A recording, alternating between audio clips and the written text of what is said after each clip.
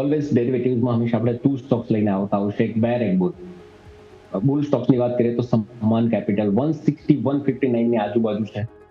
155 એક 3 થી 4 પોઈન્ટનું નીચે એક સ્ટ્રોંગ બેઝ સમજીને અપર સાઇડ 164 થી લઈને 168 સુધીના સમાન કેપિટલમાં લેવલ જોવા મળી શકે. માર્કેટ પ્રોફિટ બુકિંગમાં છે, છતાં બી આ સ્ટોક કન્ટિન્યુઅસ અપ જઈ રહ્યો છે. સ્ટોક્સની અંદર કન્ટિન્યુઅસ લોંગ બિલ્ડઅપ થઈ રહ્યું છે. તો આ સ્ટોક્સ એક પોઝિટિવ નોટ ઉપર ચાલી રહ્યો છે. આ સ્ટોકની અંદર એક લોંગ ટ્રેડ બની શકે છે. જ્યારે શોર્ટની વાત કરવામાં આવે તો જે રીતે આરબીઆઈને ન્યૂઝ આવે છે સેન્ટિમેન્ટ બિગાડવા માટે કે ભાઈ જે રીતની ગોલ્ડ લોનની ડિસ્ટ્રીબ્યુટ થઈ રહી છે એ થોડું કન્સર્ન થઈ રહ્યું છે ગોલ્ડ લોન રિગાર્ડિંગ. તો એના રિલેટેડ સ્ટોક આપણે લઈશું મન્નપુરમ ફાઇનાન્સ. મન્નપુરમની વાત કરવામાં આવે તો 299 ની આજુબાજુ સ્ટોક લોસ છે.